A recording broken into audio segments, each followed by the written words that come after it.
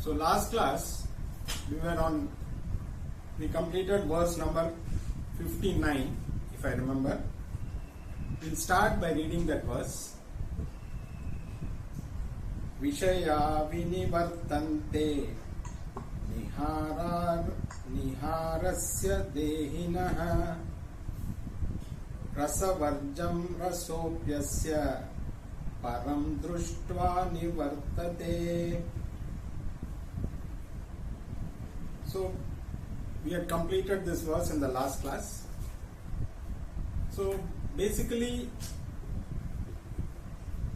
Krishna is talking about the discipline required for a person to become a Sthita Prajna or a wise person. So few verses there was a discussion on what are the qualities of a wise person.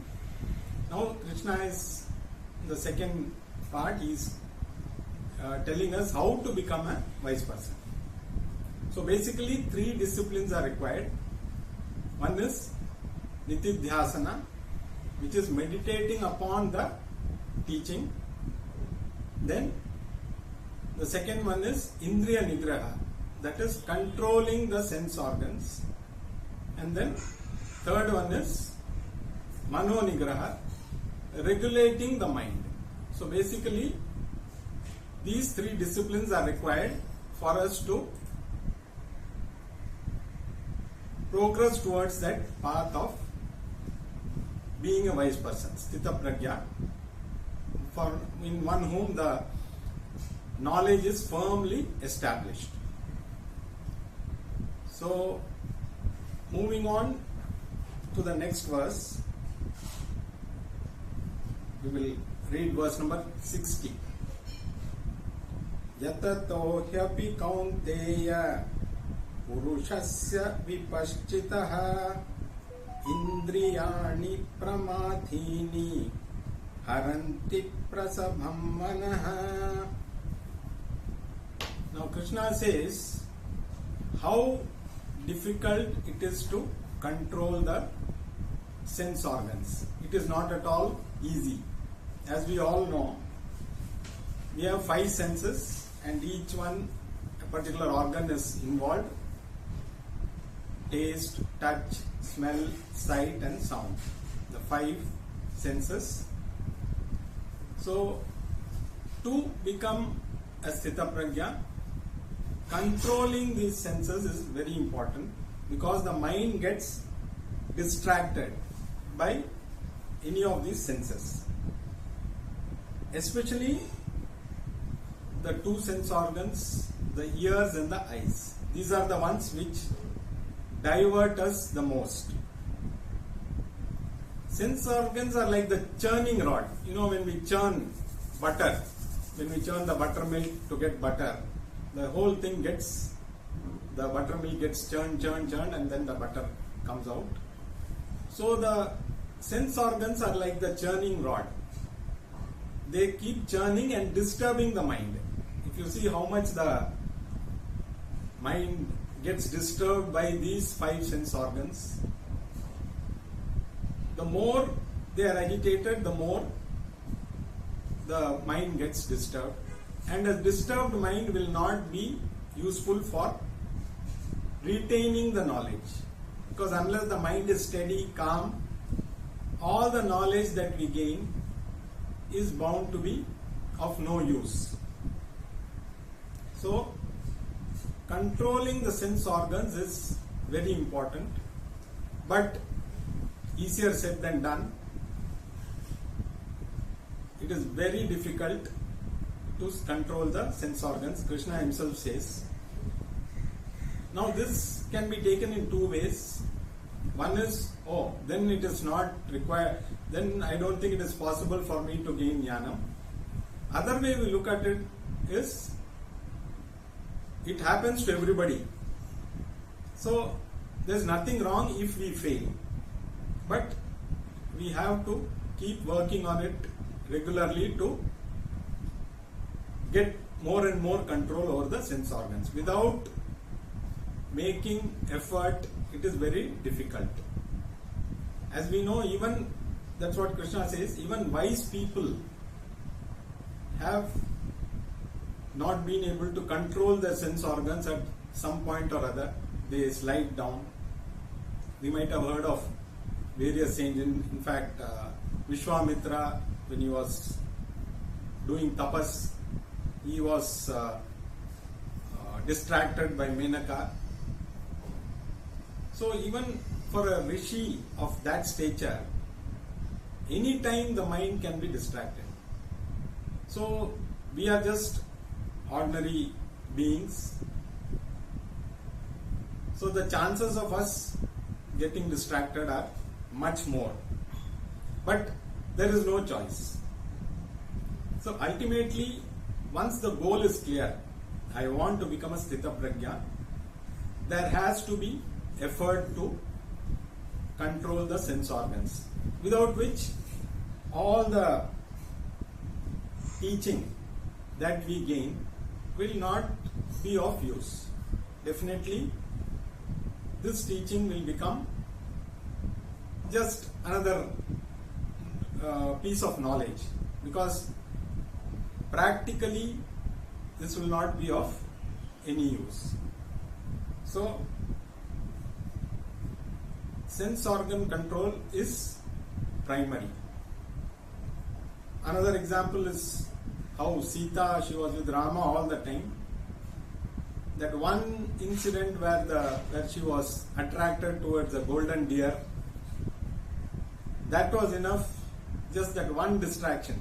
Throughout her life, from the time she got married to Rama, she was with Rama. She had an option to stay back in the palace, but she continued to be with Rama even in the forest. She opted to go with him. But that one moment of weakness distracted, and it took so many years for her to come back to Rama. So these such incidents are there. That is why these are all examples which we can take from our Puranas, from our Itihasas. There are plenty of examples like this. So coming back to the point, controlling the sense organs is very difficult. That alertness has to be there. Sense organs will definitely try to take our mind away. It is for us, it takes just a second for somebody to say one word for us to, for example, now we are sitting in the class, we are trying to understand. Immediately after this, somebody says one word. What is the point in attending a class? You're not even, I don't see any change in you. There are a lot of people who will say, if you are attending Bhagavad Gita class, people around will ask, okay, you have been attending Bhagavad Gita class for so long, but I don't see any change in you. You are getting angry, you are losing your cool every now and then. And moment somebody says that, immediately our mind is gone. So all that teaching which we have imbibed over a period of time, that one word is enough for the mind to get destroyed. So it is so delicate. So that alertness has to be there. So we have to be alert. Senses will distract us. So we have to immediately, okay, if somebody says that, okay, let us not get into an argument with that person. Maybe we can just agree with them, yes, you are right, and just move away and focus on what we need to do. But it's not easy. Again, it's very easy to say, but there is no choice also. We have to be alert all the time if we want to progress towards being a wise person. So the goal is to be a wise person, and the obstacles on this road are very, very difficult. So first we should learn how to control, how to manage the situations where the sense organs are diverting us. We have to be alert all the time. So sense organ control is a very important aspect. Out of the three, one is nitidhyasana, second is controlling of sense organs. Again, Krishna continues in the next verse, which we will read now. Tani sarvani samyamya yukta asita matparaha vashehi yasyendriyani tasya pragya pratisthita.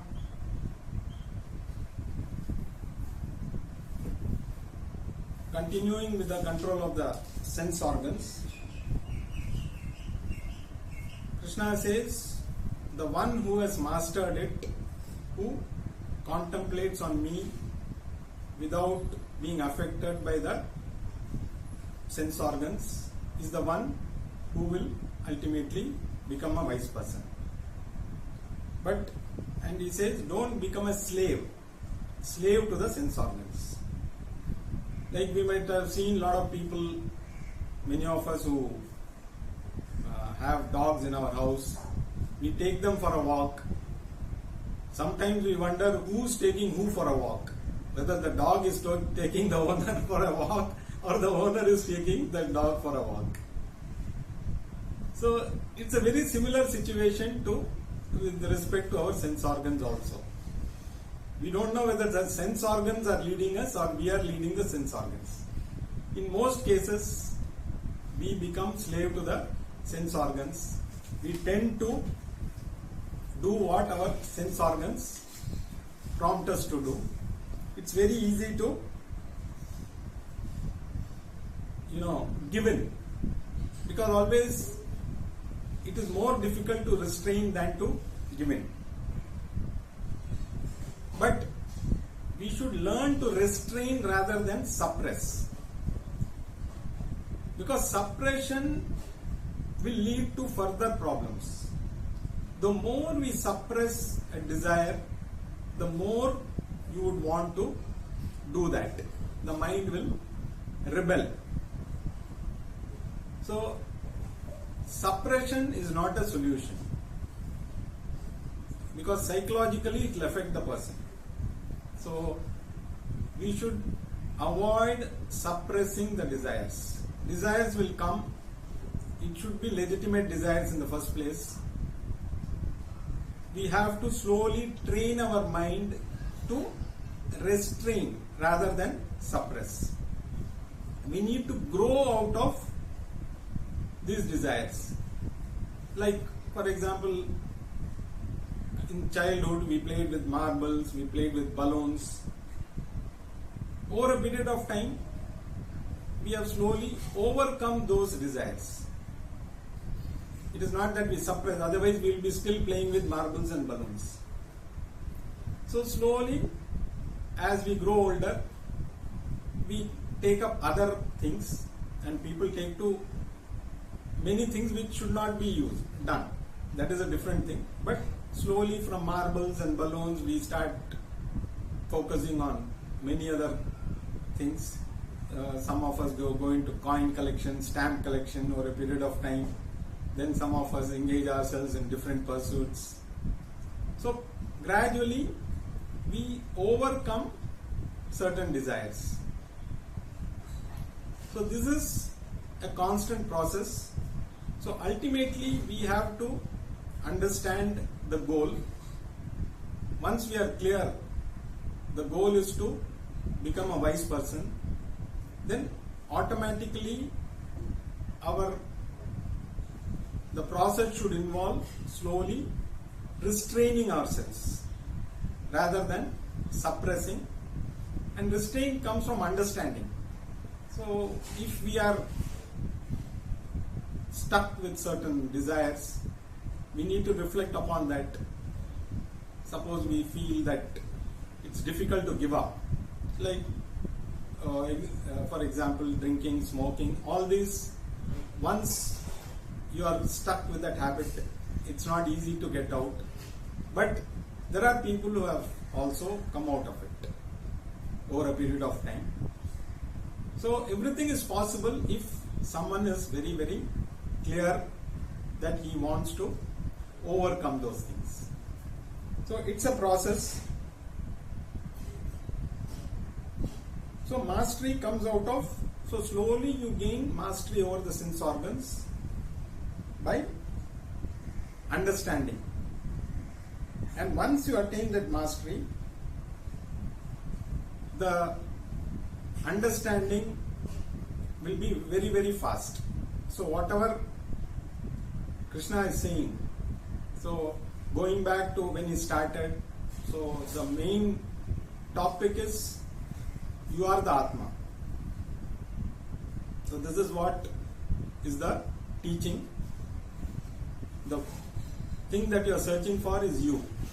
And once you know yourself, you don't need to know anything else. So that is the teaching. For that teaching to remain in our mind at any time, it should be available to us in any time, in any crisis. For that, the mind has to be clear. So the first step is to master the sense organs. The more mastery we gain over the sense organs, the teaching process, the whatever teaching we go through, it will get absorbed very fast. So the teaching will get into your mind faster and it will tend to remain there. So this is the. So another thing is, as we gain mastery, if we give up unwanted pursuits, we do a lot of things which we have to reflect upon whether we need to do those things.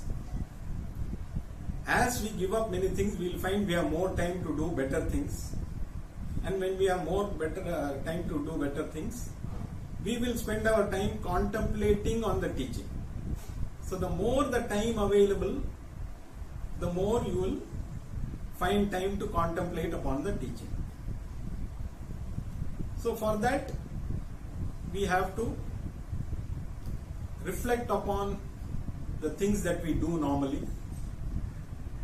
Over a period of time, slowly give up some of those things by understanding, not by suppressing.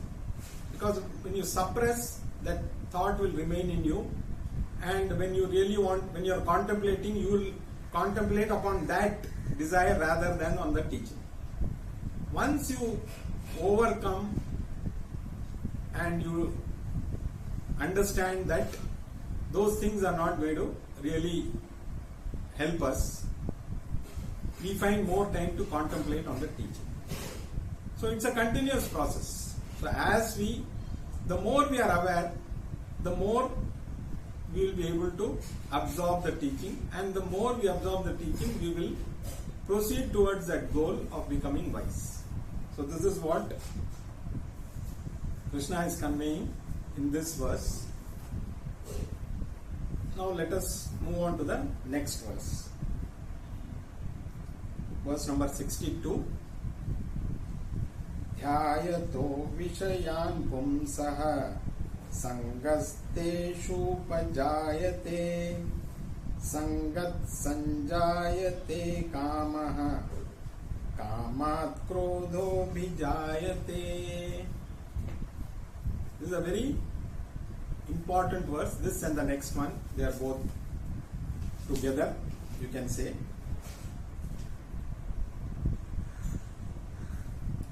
Now, from sensory regulation, the topic now is covering is Mano Nigraha, or disciplining the mind.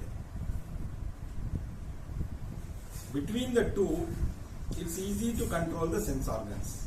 We have seen how difficult it is to control the sense organs. But if you compare that with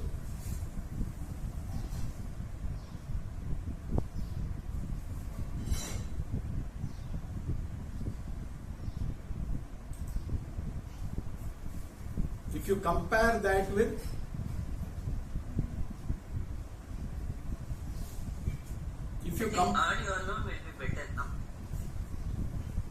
Yeah, I have switched off the, yeah. So if you compare controlling the sense organs with regulating the mind, it is easier to control the sense organs comparatively, because the mind is something which can go away.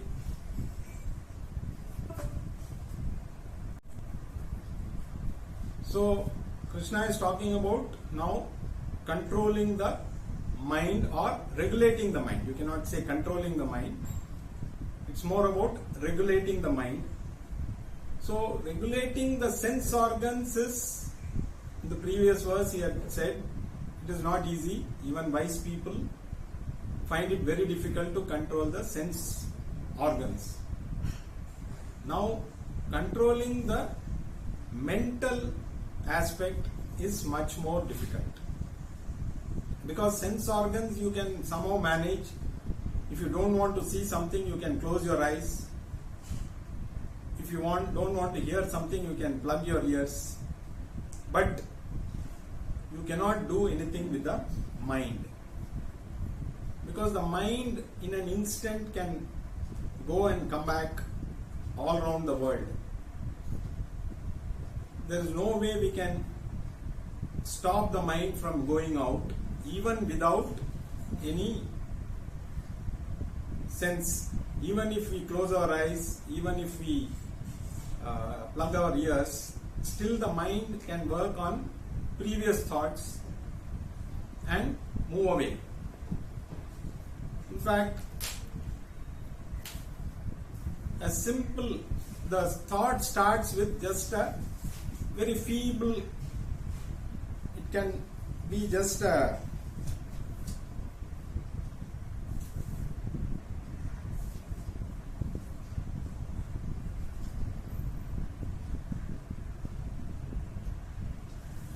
it starts with a very feeble thought. Now, if we just ignore it, that thought will die. But the more we focus on that thought, it becomes stronger and stronger.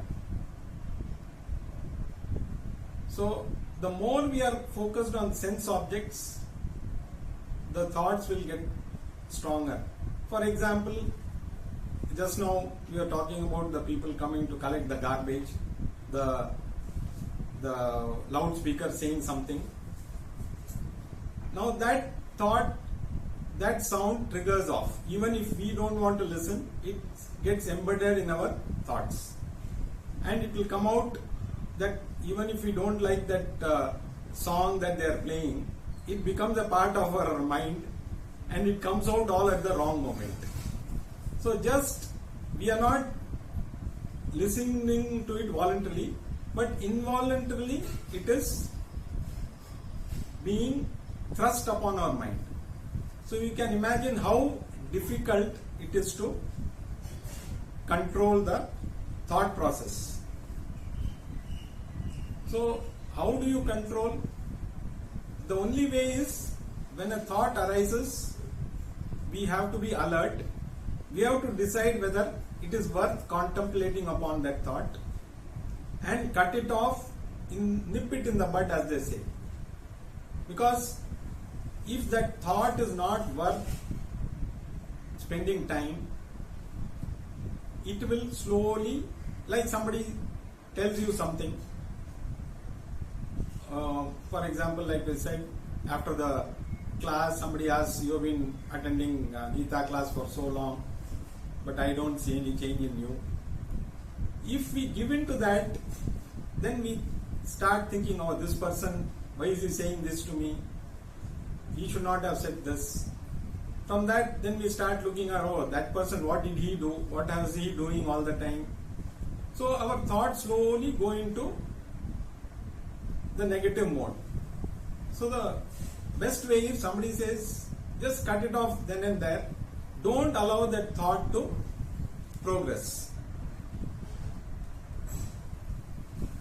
So the more you nip it in the bud, the chances of that thought becoming stronger and stronger is reduced. Now, the more we focus upon a subject, the more we get attached to it. For example, whether it could be a person or whether it could be an object, the more we focus upon, we develop a liking for certain things. You look at an advertisement, the more we see those advertisements, the product they are selling gets into our fancy.